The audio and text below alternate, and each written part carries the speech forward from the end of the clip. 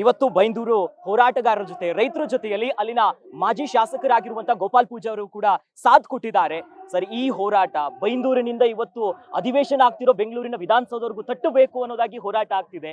ನೀವೇನು ಹೇಳ್ತೀರಾ? ಯಾಕಂತಂದ್ರೆ ಆ ಕ್ಷೇತ್ರವನ್ನ ನೋಡಿದಂತವ್ರು, ಆ ಬೆಳವಣಿಗೆ ನೋಡ್ಕೊಂಡು ಬಂದಂತವ್ರು, ಈ ರೈತರ ಹೋರಾಟ ನಿಮ್ಗೆ ಹೆಂಗ್ ಅನ್ಸ್ತಿದೆ ಸರ್?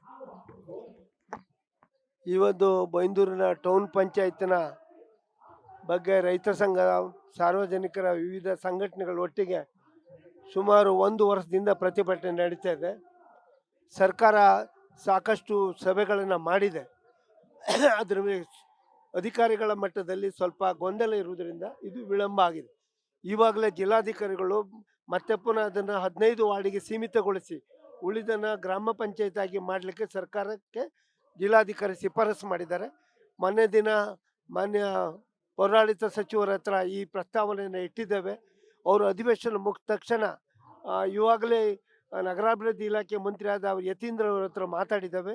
ಈಶ್ವರ್ ಖಂಡ್ರೆ ಹತ್ರ ಸಹ RDPR ಮಂತ್ರಿ ಹತ್ರ ಮಾತಾಡಿದ್ದೇವೆ. ಆದರೆ ಇದ್ರ ಮುಖ್ಯಮಂತ್ರಿಗಳ ಹತ್ರ ಚರ್ಚೆ ಆಗಬೇಕಾಗಿದೆ. ಮುಖ್ಯಮಂತ್ರಿಗಳು ಒಟ್ಟಿಗೆ ಈ 3 ಮಂತ್ರಿಗಳ ಒಟ್ಟಿಗೆ 3 ಪ್ರಿನ್ಸಿಪಲ್ ಸೆಕ್ರೆಟರಿ ಒಟ್ಟಿಗೆ ಚರ್ಚೆ ಮಾಡಿ ಏನು ಪ್ರಸ್ತಾವನೆ ಬಂದ ಅದಕ್ಕೆ ಅನುಮತಿ ಸಿಕ್ಕಿದರೆ 3 ಪಂಚಾಯತ್ ಆಗಿ ಮಾರ್ಪಡೋದಾಗುತ್ತದೆ. ಟೌನ್ ಪಂಚಾಯತ್ 15 ವಾರ್ಡ್ಗಳಿಗೆ 15 ಕ್ಷೇತ್ರದಲ್ಲಿ ಟೌನ್ ಪಂಚಾಯತ್ ಆಗುತ್ತೆ. ಇದು ಸರ್ಕಾರ ಮಟ್ಟದಲ್ಲಿದೆ. ನಾವು ಅದರ ಆಗೋ ಬಗ್ಗೆ ಇವಾಗಲೇ ಚರ್ಚೆಯಲ್ಲಿದ್ದೇವೆ.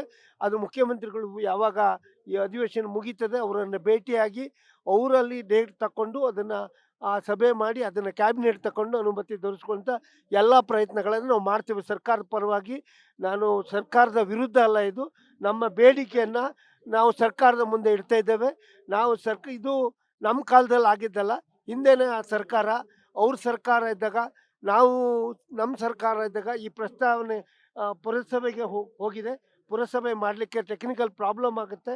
ಅದನ್ನು ವಾಪಸ್ ಕಳೆದಾಗ ಟೌನ್ ಪಂಚಾಯತ್ ಮಾಡಲಿಕ್ಕೆ ನಾವು ಶಾಲಿಗ್ರಾಮ ಟೌನ್ ಪಂಚಾಯತನ್ನು ಅದರ ಅರಿವನ್ನು ನೋಡ್ಕೊಂಡಿದ್ದೇವೆ. ಸಮಸ್ಯೆಯನ್ನು ಅದು ಆಗಬಾರ್ದು, ಪಂಚಾಯತ್ ಇರಲಿ ಅಂತ ನಾವು ಬಿಟ್ಟಿದ್ದೇವೆ. ಮಾನ್ಯ MP ಅವರು ಅವ್ರ ಸರ್ಕಾರ ಬಂದಾಗ ತಕ್ಷಣ ಅದನ್ನು ಹಳ್ಳಿ ಪ್ರದೇಶವನ್ನು ಸೇರಿಸಿ ಅವರು ಅದನ್ನು ಟೌನ್ ಪಂಚಾಯತ್ ಮಾಡಿದ್ದಾರೆ.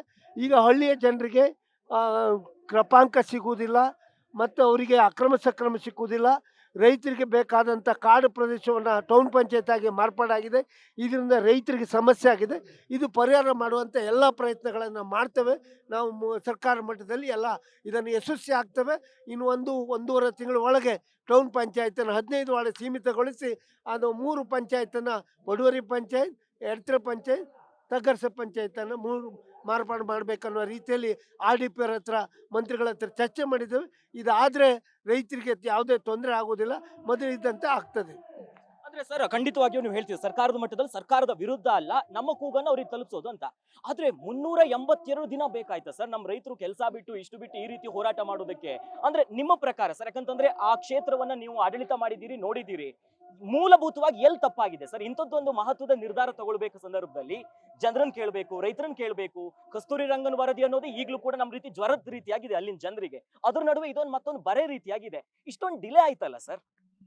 ಈಗ ಡಿಲೇ ಆಗಬೇಕಾದ್ರೆ ಸಾಕಷ್ಟು ಸಭೆಗಳಾಗಿದೆ. ರೆಹಮಾನ್ ಖಾನ್ ನೇತೃತ್ವದಲ್ಲಿ ಪ್ರಿನ್ಸಿಪಲ್ ಸೆಕ್ರೆಟರಿಗಳು ಅದಕ್ಕೆ ಗೊಂದಲ ಇದೆ. ಅವರಿಗೆ ನಗರಾಭಿವೃದ್ಧಿ ಇಲಾಖೆಗೆ 1 ಇಂಚು ಜಾಗ ಬಿಡ್ಲಿಕ್ಕೆ ಅವ್ರು ರೆಡಿ ಇಲ್ಲ. ನಗರಾಭಿವೃದ್ಧಿ ಇಲಾಖೆ ಬಿಟ್ಟುಕೊಟ್ರೆ ಮಾತ್ರ ಟೌನ್ ಪಂಚಾಯತಿನ ಪೌರಾಡಳಿತಕ್ಕೆ ಅದನ್ನು ಸೀಮಿತ ಕೊಡ್ಲಿಕ್ಕೆ ಆಗ್ತದೆ. ಒಂದು ಸರಿ ನಗರಾಭಿವೃದ್ಧಿ ಇಲಾಖೆಗೆ ಹಸ್ತಾಂತರ ಆದಮೇಲೆ ಅದನ್ನು ಮತ್ತೆ ಪುನಃ ಪಂಚಾಯತ್ ಮಾಡಬೇಕಾದ್ರೆ ಟೆಕ್ನಿಕಲ್ ಭಾರಿ ಸಮಸ್ಯೆ ಇದೆ. ಸಾಕಷ್ಟು ಫೈಲ್ ಸರ್ಕಾರದಿಂದ ಉಡುಪಿ ಜಿಲ್ಲಾಧಿಕಾರಿಗೆ ಹೋಗಿ 3 ಬಾರಿ ಹೋಗಿ ಬಂದಿದೆ. ಇದು ಕೊನೆ ಬಾರಿ ಜಿಲ್ಲಾಧಿಕಾರಿಗೆ ಬರೆದಿದ್ದಾರೆ, ಸ್ವಚ್ಛವಾಗಿ ಇದನ್ನು 15 ವಾರ್ಡಿಗೆ ಸೀಮಿತಗೊಳಿಸಬೇಕು ಮತ್ತು ಉಳಿದ 3 ಪಂಚಾಯತ್ ಮಾಡಬೇಕಂತ ಡೈರೆಕ್ಷನ್ ಕೊಟ್ಟಿದ್ದಾರೆ. ಪ್ರಿನ್ಸಿಪಲ್ ಸೆಕ್ರೆಟರಿಗೂ ಮಾತಾಡಿದ್ದೇವೆ. ಇದನ್ನು ಹಿಂದೆ ಕ್ಲೋಸ್ ಆದಂಥ ಫೈಲನ್ನು ಪುನಃ ಓಪನ್ ಮಾಡಿ ಮತ್ತೆ ಪುನಃ ಸಭೆ ಮಾಡಲಿಕ್ಕೆ ತಯಾರಿ ಮಾಡ್ತಾ ಇದ್ದೇವೆ.